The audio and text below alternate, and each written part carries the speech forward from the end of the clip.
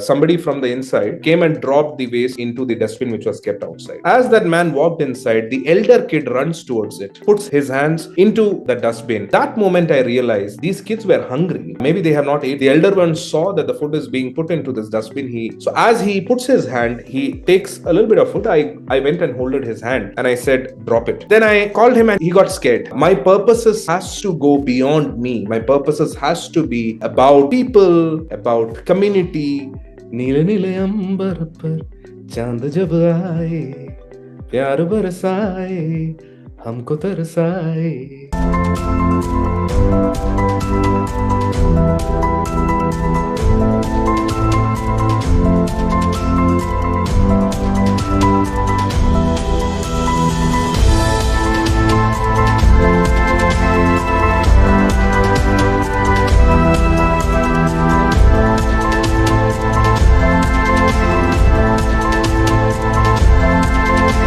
Welcome to the Coffee Q Show, where we sit down with some of the brightest minds in leadership for candid conversations over coffee. From insights on steering organizations to personal stories that shape their journey, we bring you the human side of leadership. So grab your coffee, sit back, and join us for a fresh take on the leaders beyond the boardroom. In this episode of the Coffee Q Show, we are delighted to host Levis Wilson, a visionary entrepreneur and the director of Estontic Group, a dynamic conglomerate propelling 4 high-growth enterprises. As a new age entrepreneur and the mastermind behind ventures spanning communication, media, and eco-friendly gifting, Levis has redefined industries while cultivating opportunities for thousands of individuals. So get ready for an inspiring conversation about leadership, innovation, and the values that drive a leader dedicated to creating a better tomorrow. So welcome, Levis. How are you doing? Thank you, Ekta. That was wonderful. Thank you. I'm all good. I've been listening to your podcast. I think you're doing a wonderful job. And thank you for having me here today. Thanks a lot, Levis. We try to, bring some of the most innovative people on this platform so that our audience can also learn from them, from the journeys. And the whole idea is to keep the conversation as simple and as from the heart as possible. Okay, we do not want to talk about a lot of leadership jargon, but we really want to understand what is it that makes you the leader that you are today, the person that you are today. Okay, Sure. So I'll try to do my best. Sure, and hope to have a great conversation with you today. Yeah, sure. So I'll start off with the first question, firstly trying to understand.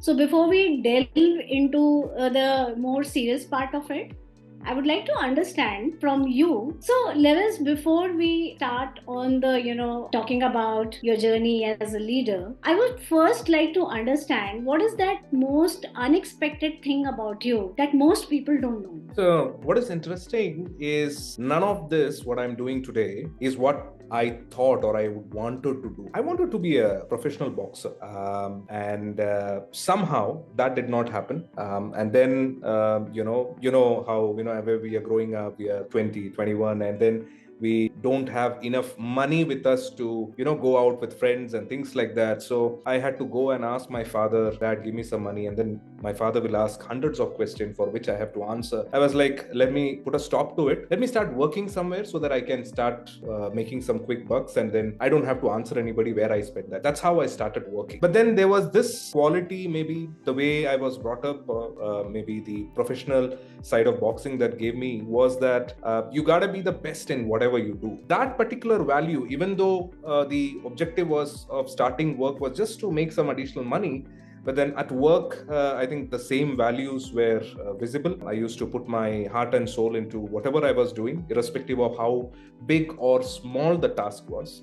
It can be as simple as a task of moving this glass from one place to the other place, but the amount of what we call like a shiddat to that task, I think that helped me grow. So this is very interesting for me, myself, and my family, that what I wanted to do or what I'm doing today is completely two different things. But I think that's how life is. Very true. In fact, that day when I was having a conversation with you about before this recording happened, you mentioned this to me, and it reminded me of a story which I had read many years back about young boy who wanted to become an apprentice with the guru, and he went to the guru, and guru was like, "Why should I teach him?" Yeah.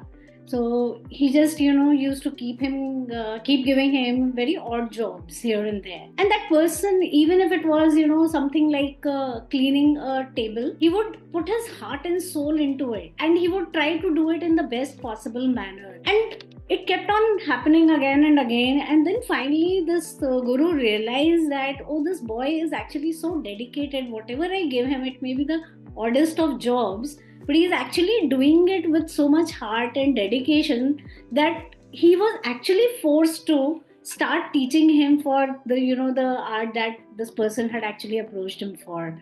So that reminded me, and I said, yes, it's so true that whatever you do in life, if you put your heart and soul to it, it's always gonna give you good results in the long run. Yeah. So thanks for sharing that. Yeah, you were saying something. Yeah. No. So often people say that you can only do things to the best only if you love it. If you don't love it, then you won't be able to deliver that task. But I think it is convenient to say that, if you fail at something, you can always say that I failed here because I was not into it. I did not love it. No, somebody pushed me into it.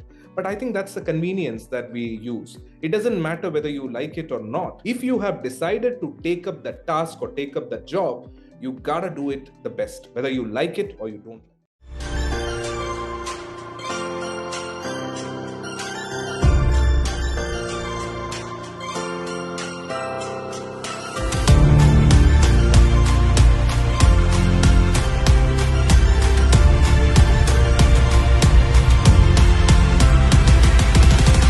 I totally agree with you on this. Yeah. So, actually, now I would like to know from your childhood memories, if you have any early experience that actually helped shape the values you hold today, as a leader, as a person, and how do these values actually influence your work and the decisions that you make today?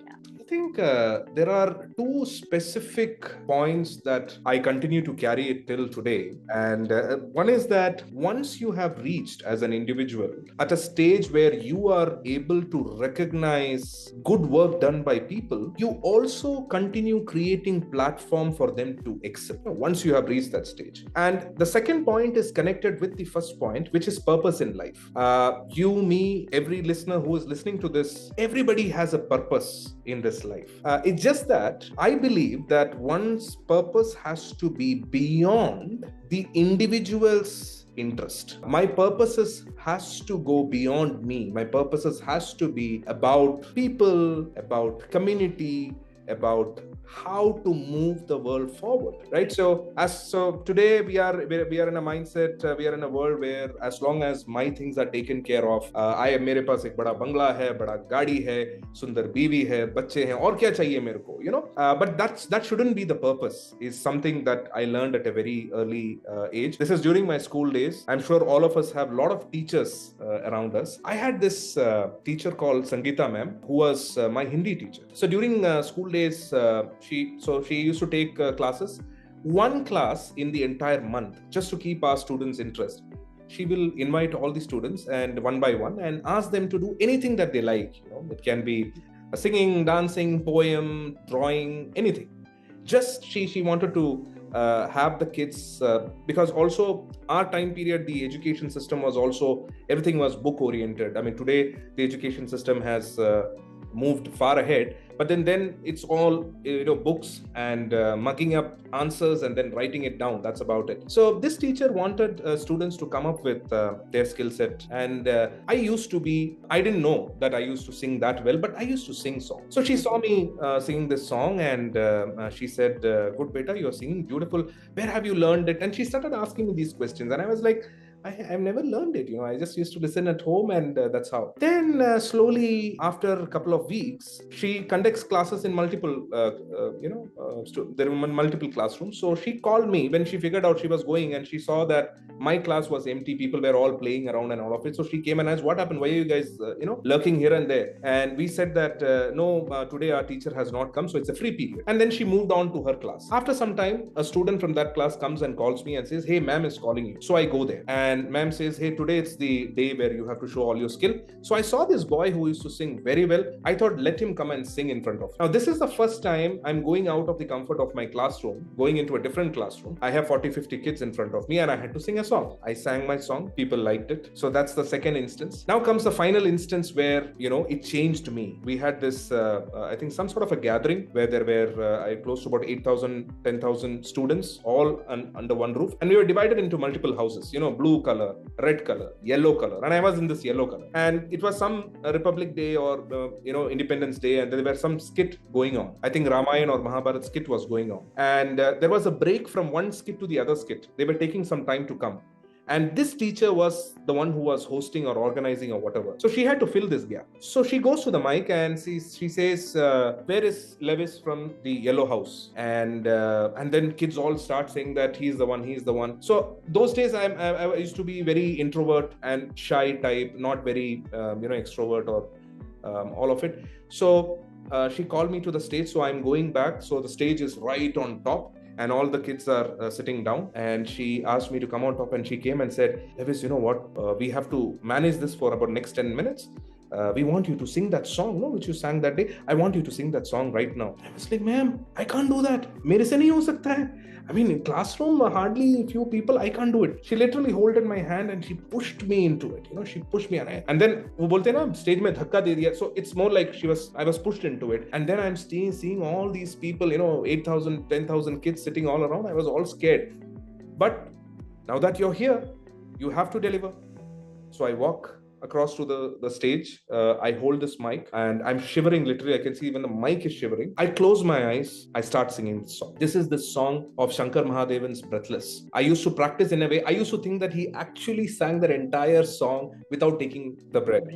That used to be the news those days when it was released. So I went ahead and I sang this entire song. And as I ended the song, the way it ends is in a very slow beat. I stopped. I took my breath. I opened my eyes. I literally felt that the earth was shattering because of the claps of this 8,000, 9,000 kids. So this is the moment where I realized that, oh my God, I'm able to make these many people listen to me and love what I just now did. As I turned back and I walked out the steps of the stage, I was no more the same person. So that teacher, who could have, just like hundreds of teachers who have taught me. Today, I don't even remember many of their names, but this teacher, she made it a point that today she has become a teacher. She has a platform and authority to invite people like us who have these skill set and give them the platform to expose those, right? And that she made it as her purpose. Her purpose could have been सबके जैसा आओ, classes लेना है, अच्छे से काम करना है, and then she could have gone home. That's about it. And she would have retired. And by now, naturally, I don't even know if she's there or not. But she made it a point that her purpose is beyond her and her job. Her job was that the kids need to have an overall development, right? So I know when you ask this question, this is the first instance that came into my head. I'm sure there are many other, but I think this remains very live in me, and I think that I continue to do till today, wherever I can. It's really transformational experience that you shared, and I was actually imagining whatever you were telling me, So you were telling it as a story, and I was imagining you standing on the stage and 8,000 to 9,000 kids clapping and you shivering on the stage earlier, and then that you coming down the steps. So I could actually visualize each and everything. So I think you are a good storyteller as well. So thanks for sharing that. I don't know how many times before you have shared this with people, Not even once. Not even once. So I think I'm the lucky one. Or I can say our platform is the lucky one. Yeah. So great. Thank you. Many of the listeners who know me, I think they will be listening. They would have told that I know this man for last 15, 16 years. And never he told this to me. So nobody has asked me maybe. That could be the reason. So yes, this is actually phenomenal.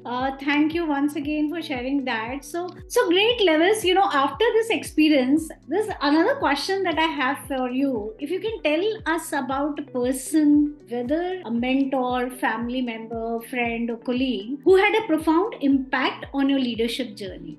We run 3 companies and about 5 different brands. The leadership team, which runs this entire companies and the brands, we have all been together for the last, I think, 14, 15 years. They know me, they have worked with me. And we continue to have members whom I have seen as a 24-year-old young boy to today who is married and has kids and still with me. So relationship to that extent is something that I always have given a lot of value. And I have 2 mentors who are very senior people whom I do approach them every now and then when I get stuck into this critical juncture.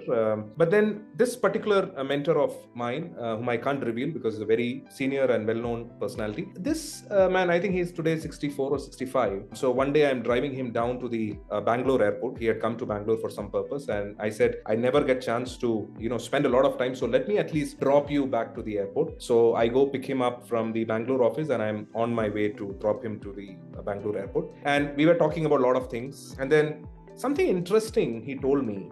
He said, you know what, Levis, I have heard a lot, I've seen a lot. At the end of the day, all that matters is, are you at the right place at the right time? Then I was like, okay, he just summed it up in 2 words, right time and right place. And then that's the irony, right? The irony is you don't know which is the right time and right place. There, what I understood from him is that we gotta keep moving forward. Irrespective of the situation is in your favor, results are in your favor, doesn't matter. You keep moving forward.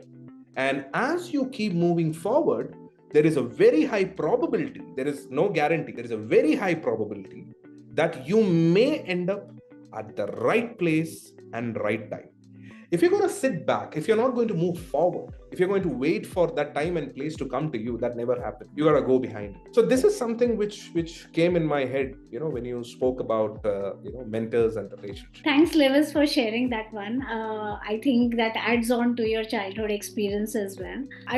Had we more time on us, or maybe we were sitting one-on-one, I would have definitely loved to, hear more stories from you. Because I know you have a lot of stories, but yes, this recording is restricted to, a few questions.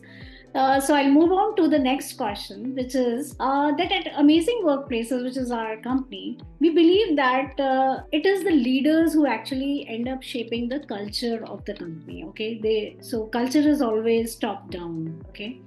Now, how do you as a leader bring your personal traits into the culture that you cultivate in your workplace? I think the most important area that I give a lot of preference is walk the talk. If you're going to lead a team, it can be a team of coders, it can be a team of, finance team or legal team or sales or market, doesn't matter. But then when you tell them that, hey, we need to achieve this, you're telling it with conviction. And many a times in a team, you have a bunch of people who will accept with that same conviction and many of them who may not accept it.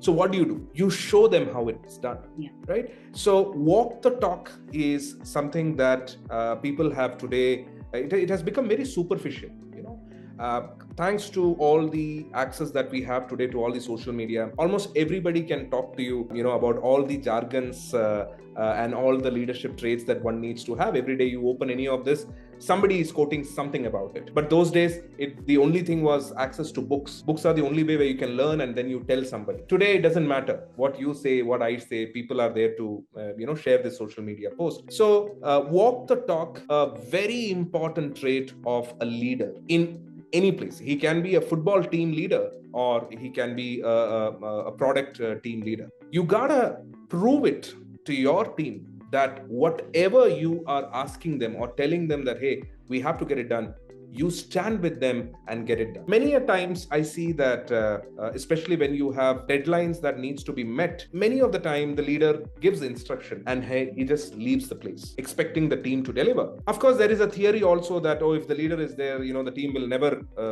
deliver and things like that. But then I think you gotta be there with the team to ensure that they also understand that this man is not just bragging, but he actually knows how to get it done. and he's somebody that I would like to replicate and try to do the same. So today, right in front of my eyes, up to the third layer of our organization, I see people walk the talk. So even our supervisor, when they are giving instruction to our site people, and उनसे बोलते हैं कि hey, you know what, you have to complete, let's say 30 today.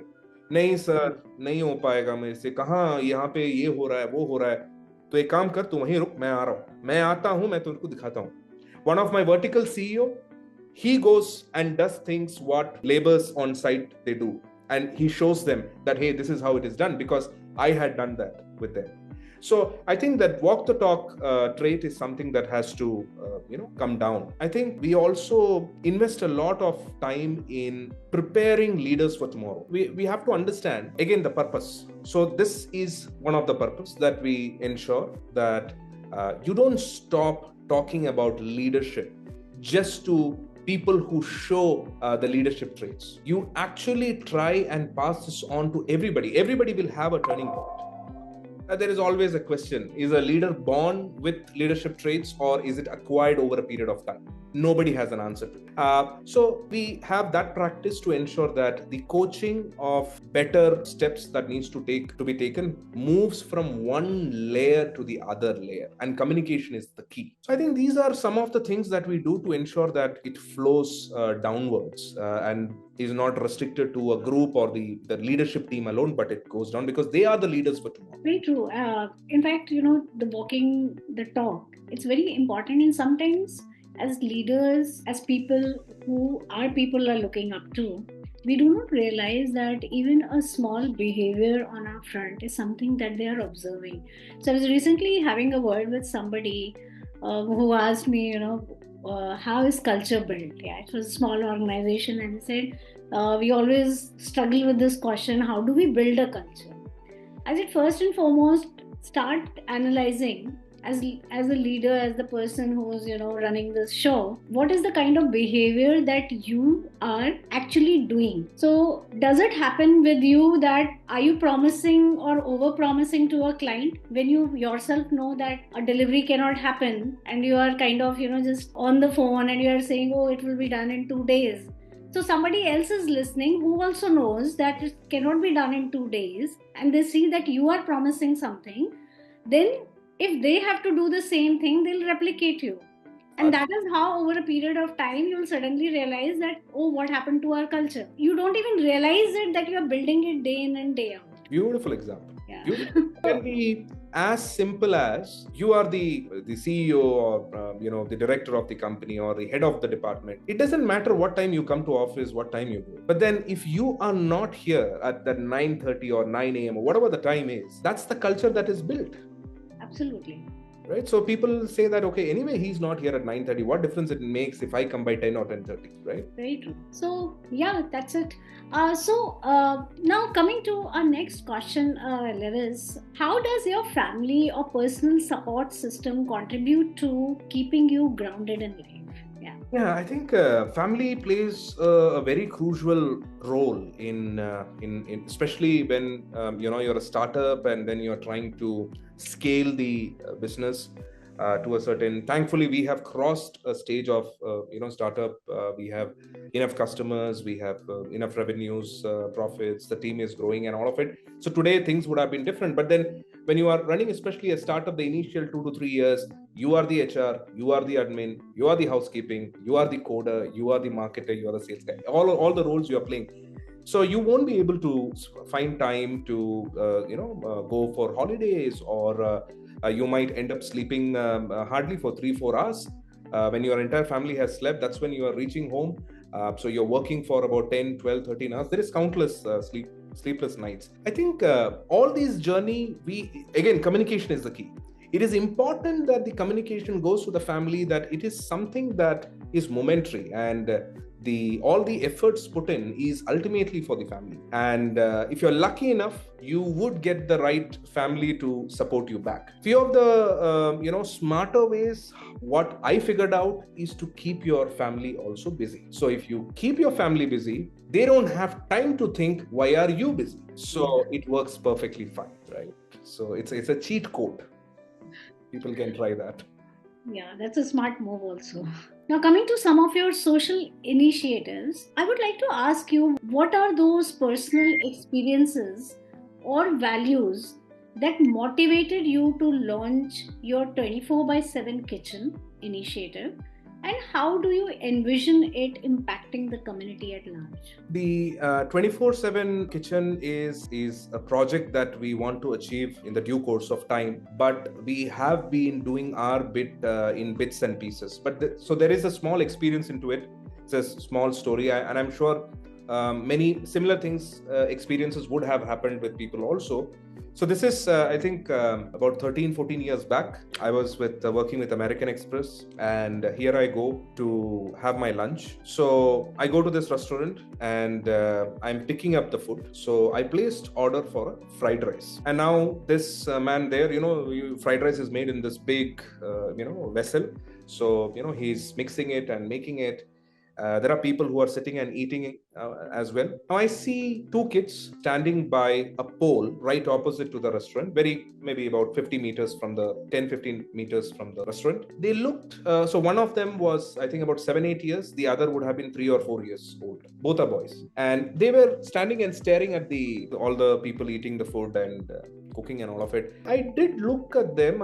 They didn't look like kids who are lost or something, but at the same time, they were in some need. I looked at them and I looked here and there. I couldn't find their parents or anything. So by the time my food was almost getting over, somebody from the inside came and dropped the waste into the dustbin which was kept outside. As that man walked inside, the elder kid runs towards it, puts his hands into the dustbin. That moment I realized that these kids were hungry. Maybe they have not ate for some time. So they were looking at the restaurant and standing how they can get this food. The elder one saw that the food is being put into this dustbin. He runs across, and so as he puts his hand, he takes a little bit of food. I went and holded his hand and I said, drop it. Then I called him, and he got scared. He thought that I'm going to shout at him or whatever. So I made him stand and his brother next to me. The food that came for me, I handed over that packet in his hand. Now, this is very interesting. He takes that. He doesn't say anything. He's a baby. He's a kid, right? 7-8 years. He's scared and all of it. He takes that food, holds his younger brother's hand, goes, sits by the wall, makes him sit, and then he opens it and he takes that food and feeds his younger brother. A 7 or an 8-year-old boy understands that his younger brother has not eaten, and him taking that food is more important than me taking that food. So I asked him to place 2 more orders, one more for them and one more for me. And as that preparation was going on, you won't believe, Ekta, for the next, I think, about 10-15 minutes, this elder one did not take one bite. He kept feeding the younger one. If you look at the world around us, we are so busy, right? We are so busy about many things that we don't even understand. For example, the Coldplay concert recently in Mumbai and Ahmedabad, so many of them participated in that event, and many of them felt that they are missing out on something really big. But when you go and ask, you will realize that most of them haven't even heard one of his songs before, or maybe that one hit song of his.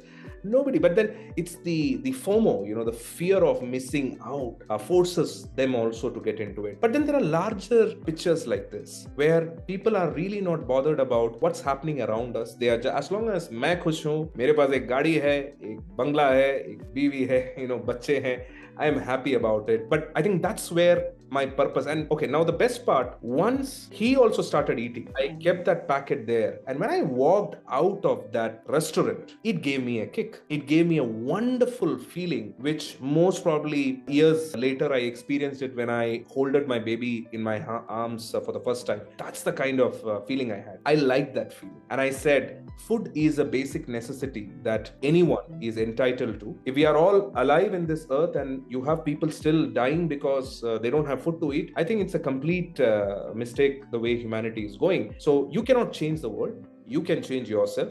And that forced us to start initiatives from the last 7-8 years. Every year, we do a drive where we started with food. Then now across this last year, I think in Bangalore, Hyderabad, NCR, Mumbai, in all these locations, about 250 plus families. We created a ration kit that will take care of their food and all of it for at least 1 month. So these are all our initiative towards that. And also my personal interest is also to guide through the Gen Z. The Gen Z has a different mindset, and at the same time they also have the intent to do something more, but they don't know what to do or how to do. So by doing such drives, we are also trying to push our the Gen Z or the younger generation to also adapt that in some form of giving back, right? Giving back. So the CSR drive, the entire drive is done by our employees, and a small contribution is done by our team members in that entire drive. So they know that a part of them, and when they give that and come back, their happiness is profound. So that's the vision. So our vision is that there should be an ability for us to run a 24/7 kitchen across different parts of any city, and anybody who needs food should be able to come and eat, ensure that he's not going home without food. He may have a roof on top of him, he may not have, but food is something so that's our vision, and I believe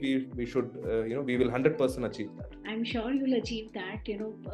I totally agree with you. Whenever you are doing something for somebody else, the happiness that you achieve at that point of time, it cannot actually compare with any other joy in the world. Another thing which you mentioned was that when you do this, you actually involve your employees. Even in our organization, we promote this as one of the pillars. CSR is one of the pillars. And whenever somebody asks us, oh, we are not contributing to the society, we are not doing this, we always tell them that CSR is not something that is a tick in the box, which because the government is telling you to indulge in it, you have to do it. The basic things as an organization that you can do, involve your employees in little activities.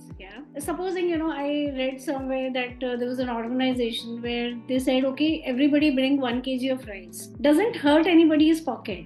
But then when you donate it to as many people, the kind of happiness that you can generate, the kind of engagement you can generate in the employees, in their day-to-day lives, it can be really phenomenal. And if you do this regularly, employees also feel good about working with you, okay? Because they know you as a person, as a leader, want to run an organization which is for the benefit of the society. Thanks for sharing that. So another thing actually, Levis, that I've heard about you is that you always say possibilities are limitless.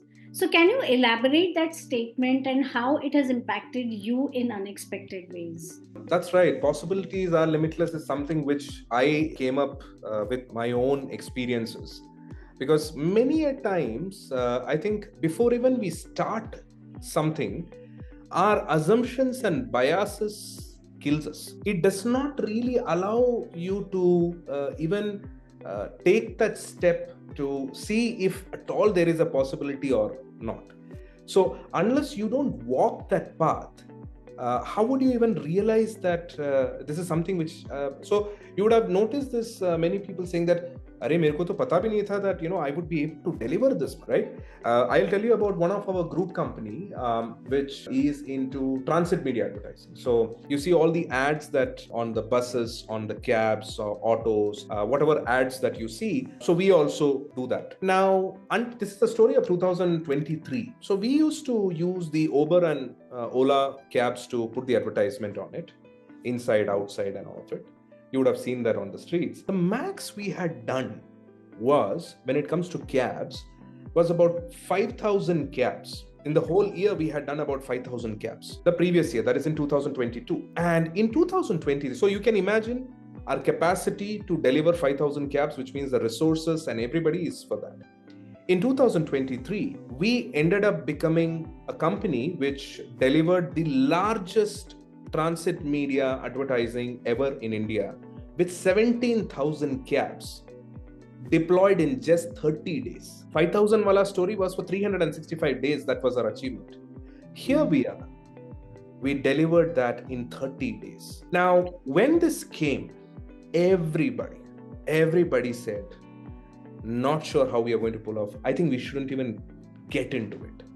It is like asking a 5th standard boy to write a 12th board exam. That's not something that's possible, right? So at that point of time, we felt that 1 year, 30 days, No, there's no comparison. But we pulled it off. And when we started it, it's not that I knew how exactly that 17,000 is possible. It's not that I knew it, but you have to make that attempt. And as you make that attempt, you move forward, you will suddenly start seeing avenues of making it happen. And then once you start making that first step, people with you, your team, they also start following you. They also start making that step. So it's not one person making that step forward. Suddenly you have a group of 10-15 people who are standing by you. So then their brains start working. Oh, we can do this. I can do this. I will take care of this. So you're bringing the entire team into that whole decision-making process, but then you are making that initiative. First step is always yours. And once you have got everybody's decision into it, you proceed and make it happen. So this was one example that came into my head. But possibilities are limitless is something which I have been believing many years before, but I'm not able to recollect what was that point. But this is something, the recent thing came in my head. Interesting to note that. And what you mentioned was that you did 3 times the target in 1/12 the time, right? Great. So now coming to the next question, Levis, if your journey was a book, what's that one chapter that would stand out? You've shared so many examples. Now time for another one. I think the one chapter that would stand out is that I would have played either a significant role or not so significant role, but an important role in some form in many leaders who would create disruptions in future. Okay. Coming to the last question, if you could inspire one lasting change in the world, whether through your professional ventures or personal philosophy, what would it be and what drives you towards that vision? So, Ekta, what is your favorite food? What is that food that's your go-to food and they give you and you love to eat? What is that? I don't have a favorite food, but yeah, dal chawal I can have anytime. Dal chawal anytime, right? There is a limit but to the amount of dal chawal that you can eat. So I think there is this maddening race that we are all running towards, all of the humanity. You need to understand that there is very little of what you can take with you. So the same dal chawal, you can eat maybe a plate or maybe 2 plates, but beyond that, what are you going to do? You're going to, it's going to be of no use. So at least if you can think that you start sharing, you start taking care that others have also are included in that journey, they are also prospering and things like that. At least at some point of time, if not all of them, at least few of them will stand by. But then again, till the end, you can never rely on anybody else. At the end of the day, you have to rely on yourself because you're the only one who will never try to fool yourself. You're the only one that you can commit to. So pinning your hopes into anybody else except you, irrespective of who the other person is, I think that's not something that you should look at. Until the last breath, we got to keep working. We got to find our purpose, which has to be beyond our selfish interests or our loved ones, beyond that.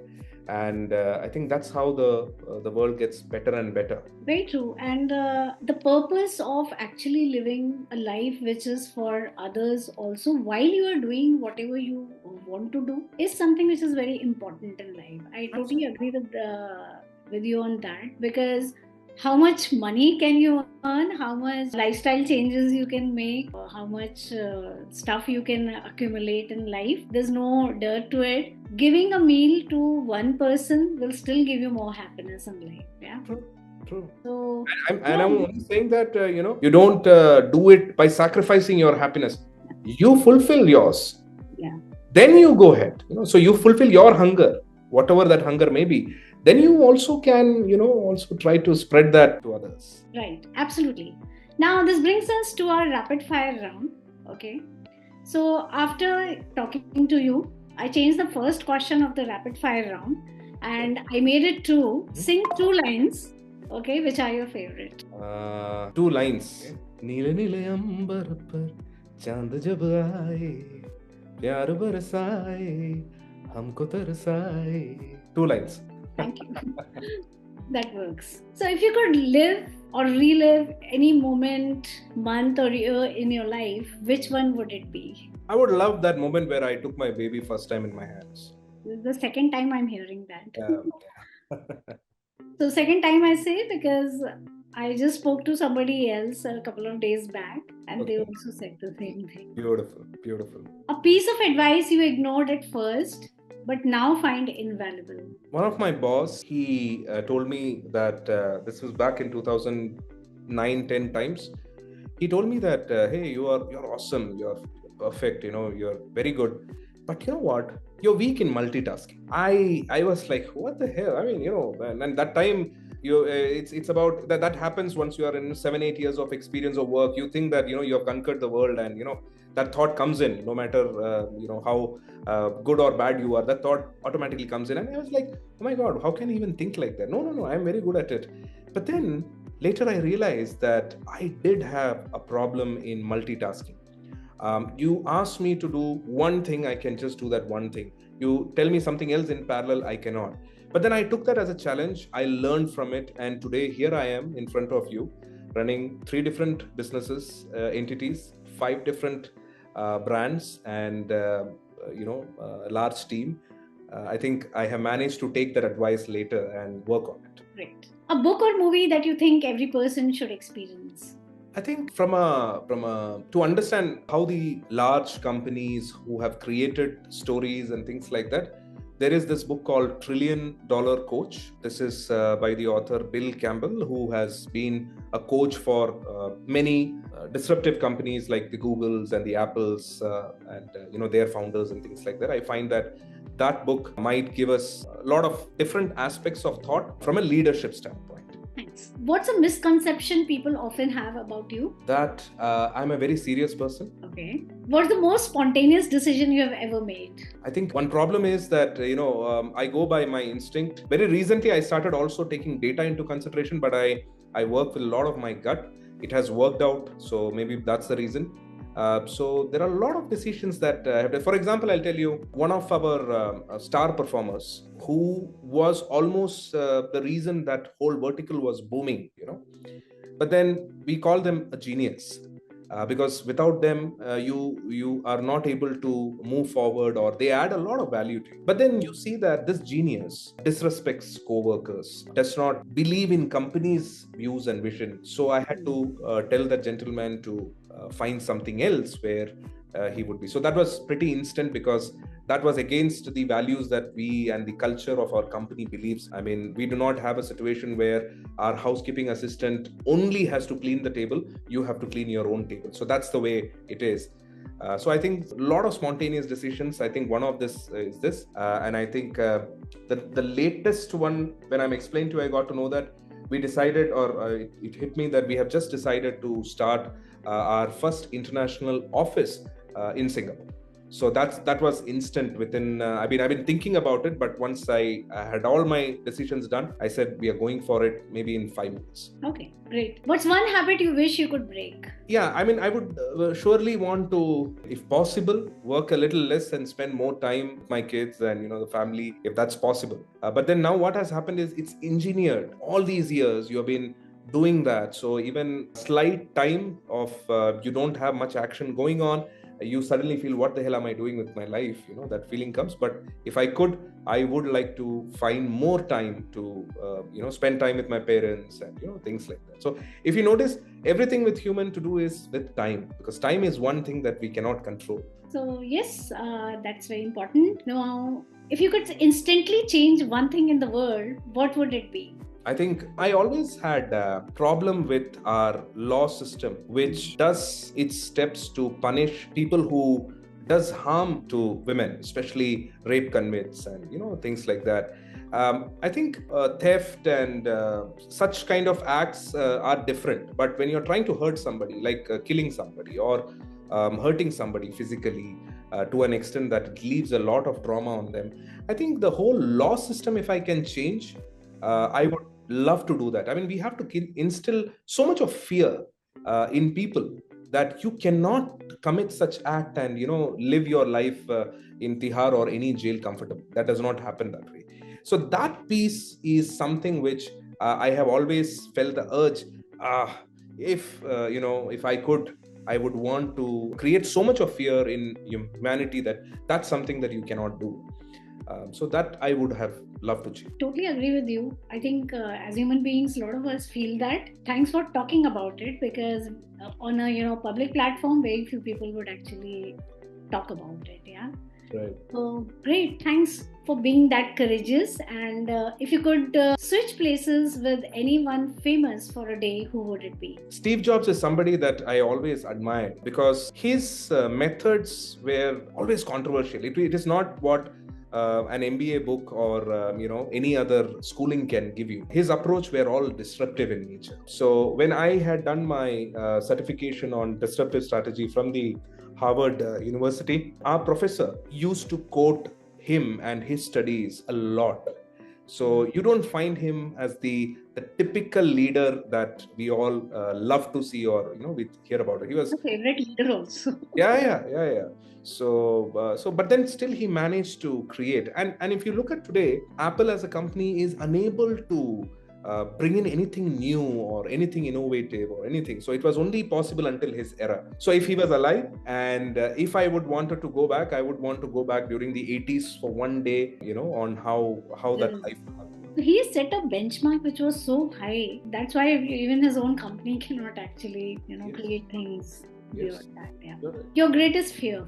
Yeah, I'm a little scared about the something that I don't want to talk about is that my kid is growing up fast, and in a couple of years time she will go to college, and then she will go for her work life and things like that, and then I wouldn't be able to spend this much time with her. When she had the time, I am not there. When I have all the time in the world, she might be busy. So that piece is something which I don't want to think about. So even at home when we talk about it, let's not talk about it, let's leave it, let's live in the moment. That's true. Yeah, but you regret those things actually. Yep. True. And now coming to the last question, if you had a personal motto, what would it be? I think personal motto, I think I have covered. It is to create a world a better place in whichever capacity I can. We are trying to make small steps, and I think at some point of time it will all make all the difference. But I think to make world a better place, it can be in the form of products, innovations, building people, building their careers, bringing in more and more leaders. So I think overall making world a better place. Okay. Thank you, Levis. Thank you so much for this awesome conversation that we had today. I believe I really enjoyed this conversation, and there was so much to learn from you and learn about you. I'm sure our audience are going to really love this episode, and thanks once again for being here and for talking to us. Thank you.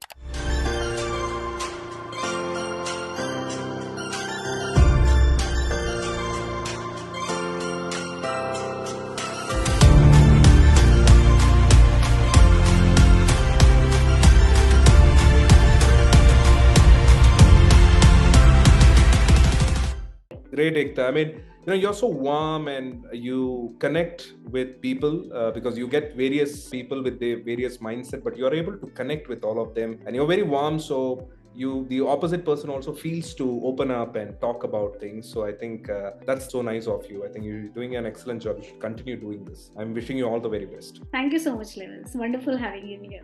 Thank you, Ekta.